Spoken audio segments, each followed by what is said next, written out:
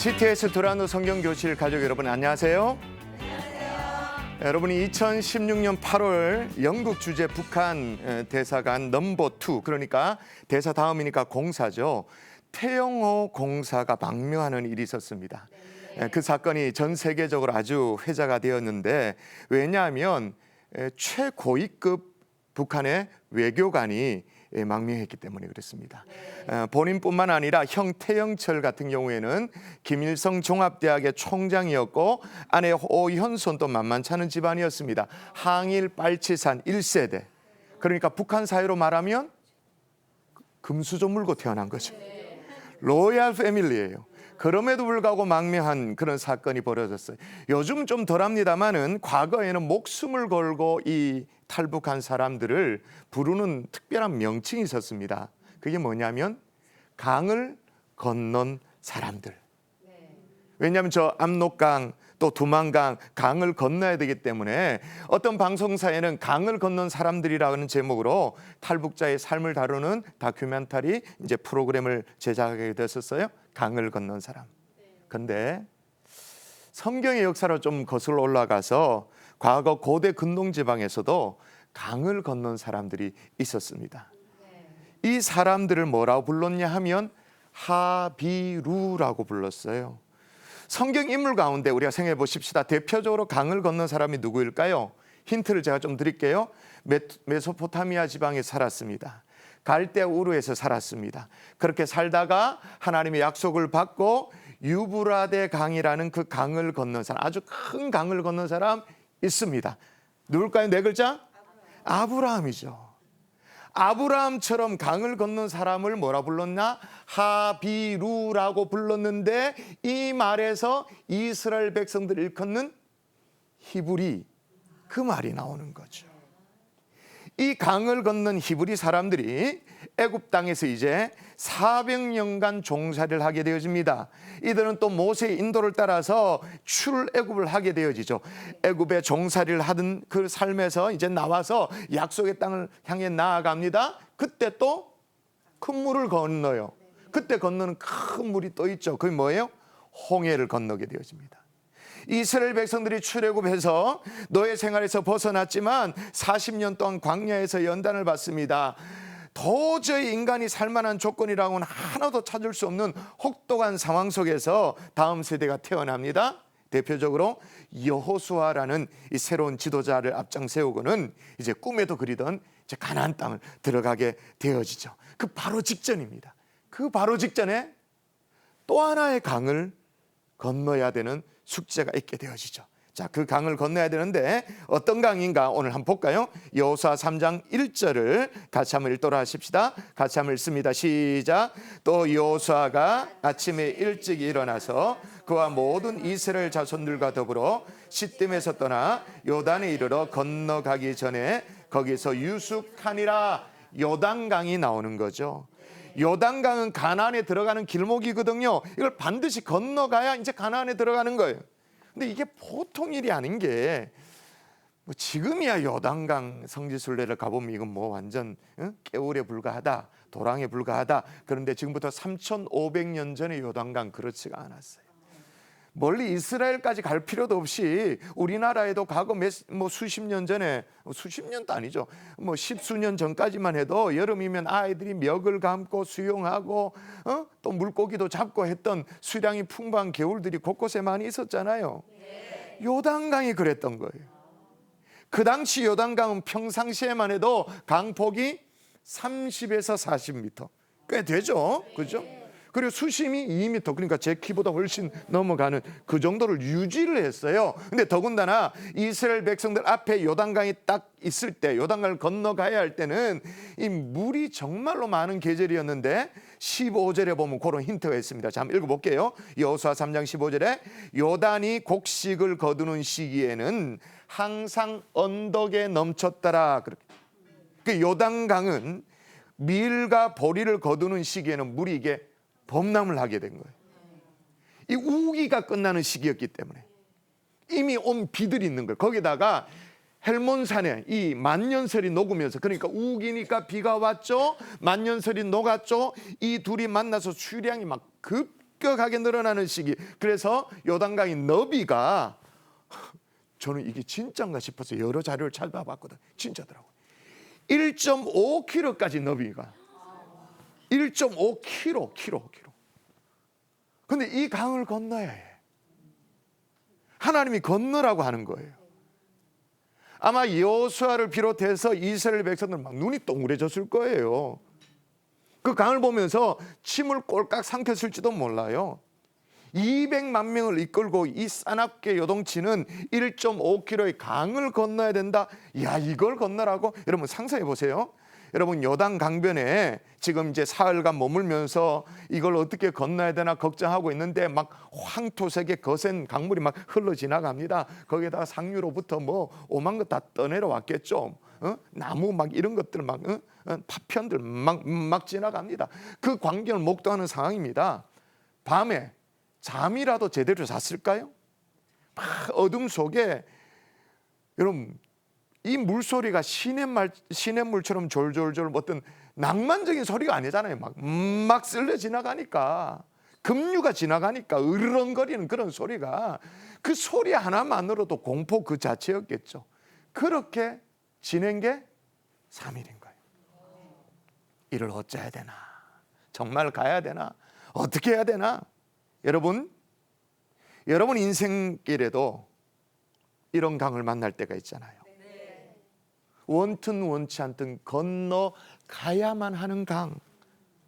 건강의 강일 수도 있고, 자녀의 강일 수도 있고, 사업의 강일 수도 있고, 인생의 강일 수도 있고, 피할 수 없어. 반드시 건너가야 돼.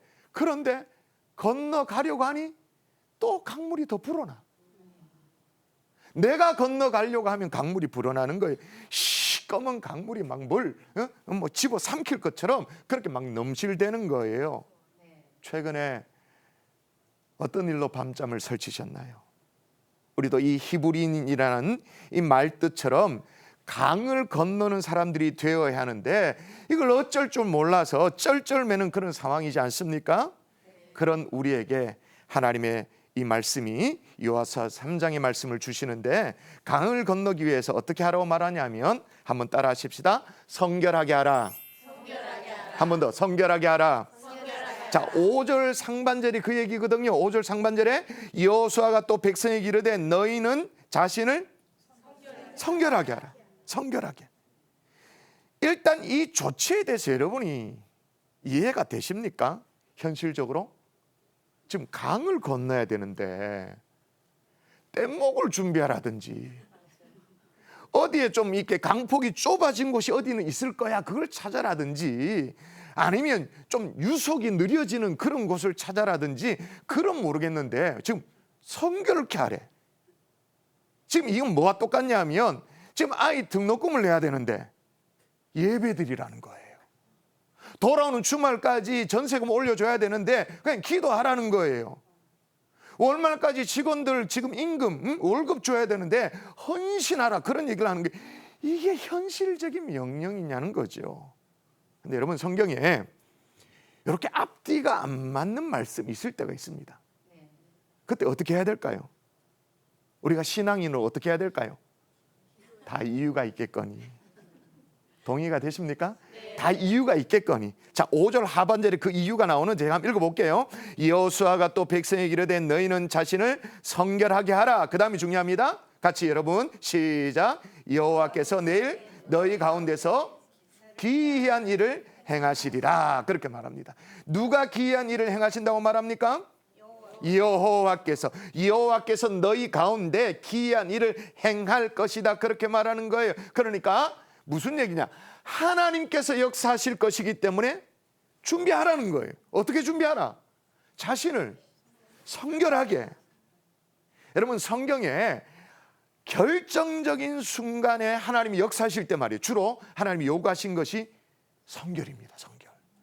출애굽한 이스라엘 백성들이 시내산에서 하나님과 언약을 맺잖아요. 언약을 맺으실 때도 어떻게 말씀하셨냐? 여호와께서 모세에게 이르시되 너는 백성에게로 가서 오늘과 내일 그들을 성결하게 하며라고.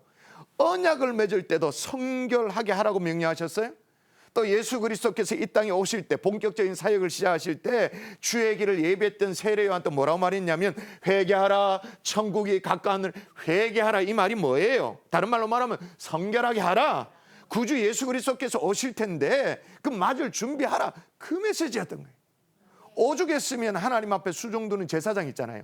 제사장이 좀 뭐 특별한 옷을 입잖아요. 가슴팍위에 뭐라고 적혀놨냐면 출애굽기 28장 36절에 너는 또 순금으로 패를 만들어 도장을 새기는 법으로 그 위에 새기되 여호와께 성결. 제사장 옷에 여호와께 성결. 여러분 지금도 하나님은요 나룻배를 더 만들으라고 말하지 않아요. 막 강 이쪽부터 저 끝까지 밧줄을 단단히 고정시켜라 그렇게 말하지 않아요. 왜 그럴까요? 그래 해가지고는 이게 될 일이 아니거든요. 생각해 보세요. 아무리 요단강의 강폭이 막 좁은 곳을 막 발견했다 칩시다. 그렇게 했다 하더라도 일반적인 방법으로 도강이 가능합니까? 뭐 한두 명의 기운센 장정이라면 밧줄 걸고 뭐 어떻게 해서 이렇게 강을 건너는 거 가능할지 모르겠습니다. 지금은 처자식을 거느리 200만 명이란 말입니다. 200만 명. 막 설사 그렇게 해가지고 기어코 뭐 밧줄 뭐지 김병만 정글의 법칙처럼 그래가지고 건너갔다 칩시다. 그렇게 건너가도 요단강을 딱 건너가면 바로 앞에 뭐 여리고가 있습니다. 여리고에서 군대가 막 쏟아져 나와서 공격을 하면 어떻게 됩니까? 기진맥진한 상태에서 겨우 건너갔는데 성에서 군대가 나오면 비극적인 결말이 이루어지는 건 뭐 불을 건도 뻔한 거죠. 무슨 얘기냐? 요단강은 네가 해서 될 일이 아니다 그 말이에요. 내가 역사해야 된다 그 말인 거예요.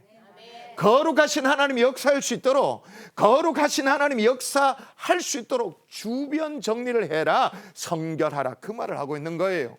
자 그러면 여러분 정말로 하나님이 역사해 주셨는가? 자 오늘 3장 마지막 17절을 한번 볼까요? 자 여러분의 목소리를 한번 17절 같이 읽도록 하십시다. 시작. 여호와의 언약궤를 맨 제사장들은 요단 가운데 마른 땅에 굳게 섰고 그 모든 백성이 요단을 건너기를 마칠 때까지 모든 이스라엘은 그 마른 땅으로 건너갔더라. 자 어디로 건너갔다고요? 이게 중요해요. 200만 명이 요단강을 건너기 위해서는 밧줄이 더 필요한 뗏목이 더 필요한 게 아니야. 이건 뭐야? 아예 강이 없어져야 되는 강이 없어져 버려야 되는 거예요. 자 보세요. 백성이 건너갔는데 마른 땅으로 건너갔다라고 말하는데 우리는 성경을 잘 이해 못하기 때문에 이 마른 땅을 뭐로 이렇게 연상을 하냐면 한번 여름철에 이제 서해안 놀러 가잖아요. 그러면 이제 물이 쫙 썰물 때 빠져나가면 갯벌 있잖아요. 뭐 그 정도 뭐 발이 푹푹 빠지고 뭐 그런 곳을 생각해요. 그런 얘기 아니야 이게. 이 마른 땅이란 건 드라이랜드를 얘기하는 거예요. 딱딱한 땅을 말하는 거예요.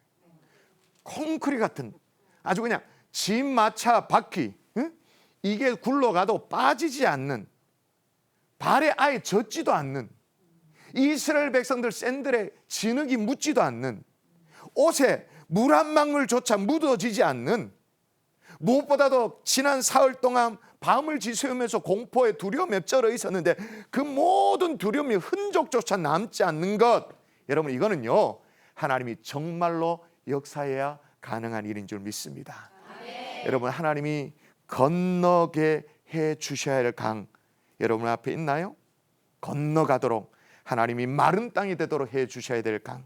자 그런데 오늘 말씀에 인과관계를 잘 보셔야 돼요. 자 5절을 다시 보면 제가 이렇게 읽어보겠습니다. 너희는 자신을 성결하게 하라 이렇게 나옵니다. 그 다음에 여호와께서 내일 너희 가운데서 기이한 일들을 행하시리라. 그러면 여러분 이 눈에 들어옵니까? 이 성결과 기이한 일들 사이의 인과관계가 눈에 들어와요? 어떻게 돼요? 성결하면 뭐예요? 기적은 일어난다 그 말이죠. 성결하면 기적은 일어난다. 여러분 하나님이 일하실 수 있도록 성결된 주의 종이 될 수 있기를 주 예수 이름으로 축원합니다. 제가 이 부분에 깨달음을 얻고요. 야 그렇구나. 성결이 능력이구나. 뭐 목사가 되게 막 큰 죄를 지을 일은 잘 없습니다, 솔직히. 그렇게 별로 잘 없습니다. 없지만 그래도 이 말씀을 깨닫고, 야, 내가 뭘 대단한 일을 하는 게 중요한 게 아니라 성결이 하나님이 역사하는 통로가 되어지는구나. 이걸 깨닫고는 제 삶을 정리하고 더 성결되게. 그게 진짜 기적이 일어나요. 이런 경험을 하는 하나님의 종들 될 수 있기를 주의 이름으로 축원합니다. 또 하나 강을 건너기 위해서 또 필요한 게 있습니다. 그게 뭐냐면 따라하십시다. 언약궤를 따르라. 자, 오늘 3장 3절이 그 얘기거든요. 3절 또 읽어보십시다. 3절 여러분의 목소리 읽습니다. 시작. 백성에게 명령하여 이르되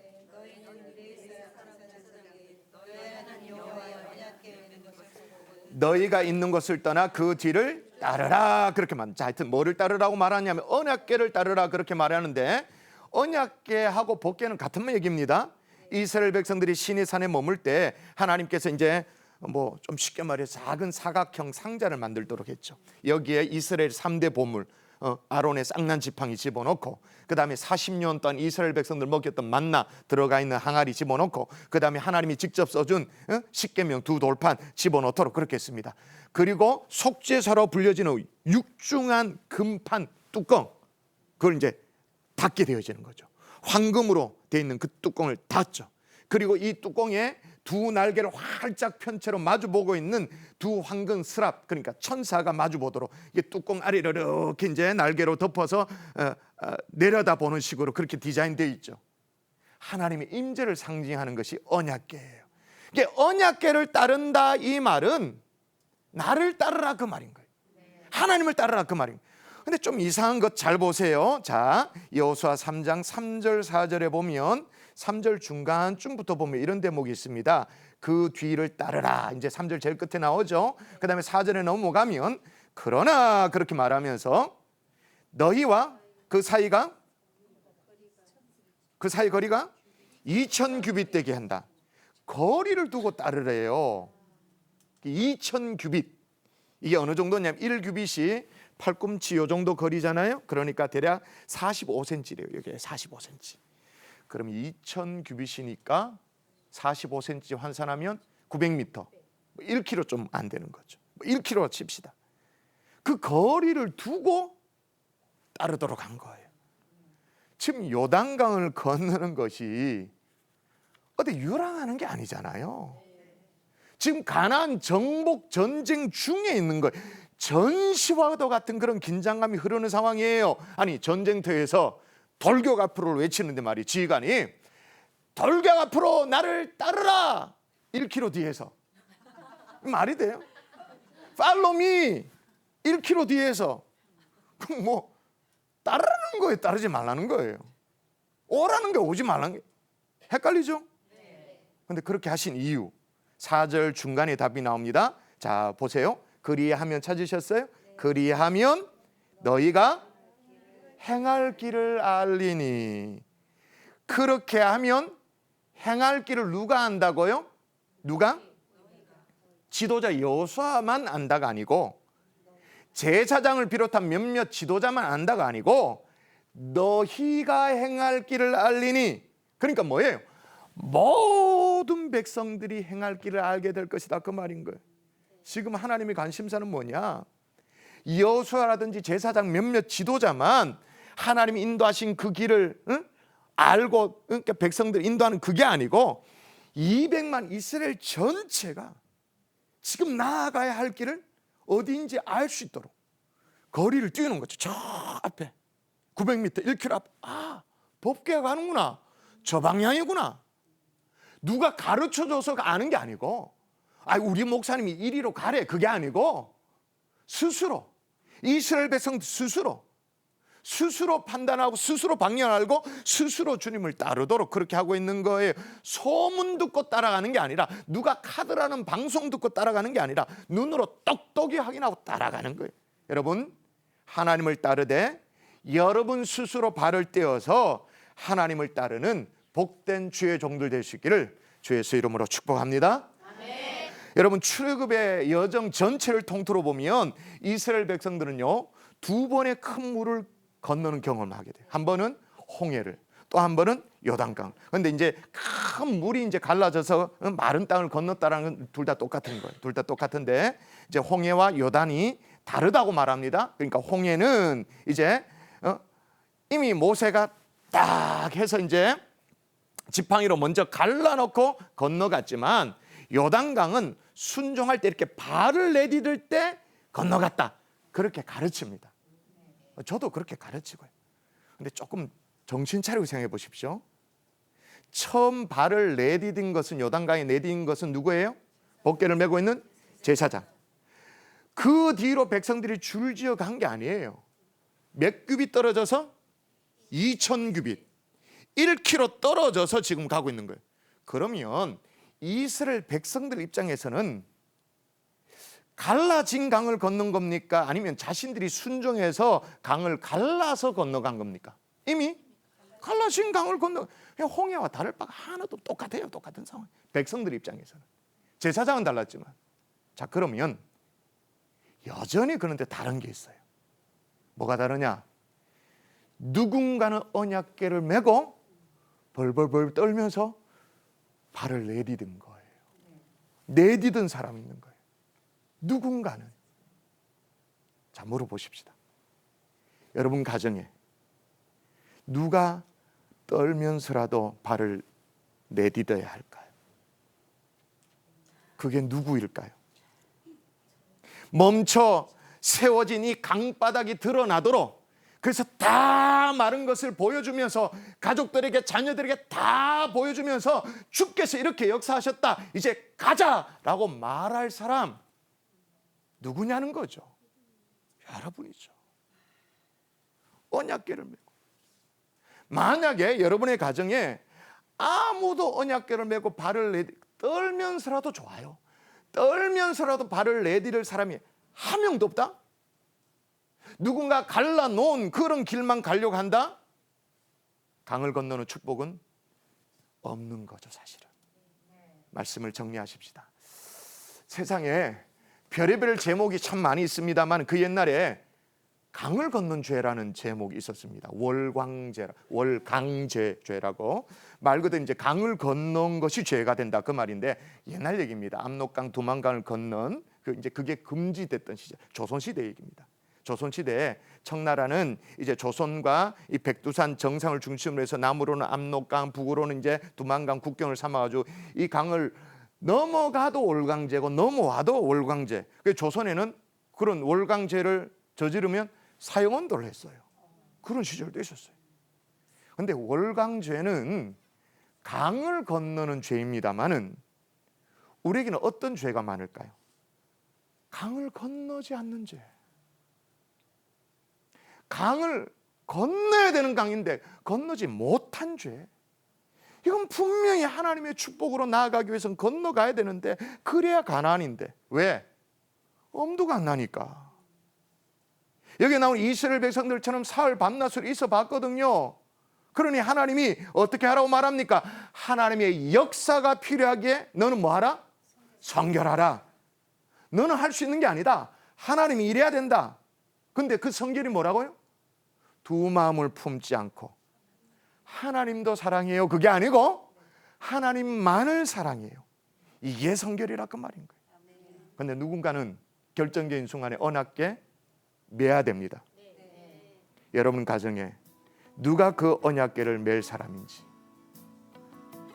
저를 쳐다보지 마세요. 저는 우리 사역, 우리 가정, 저는 제 언약궤 제가 맬게요. 그 여러분은 여러분의 가정, 주님을 따르는 순종의 언약궤를 맴으로 말미암아 강을 건너가는 하나님의 사람 될 수 있기를 주의 이름으로 축복합니다.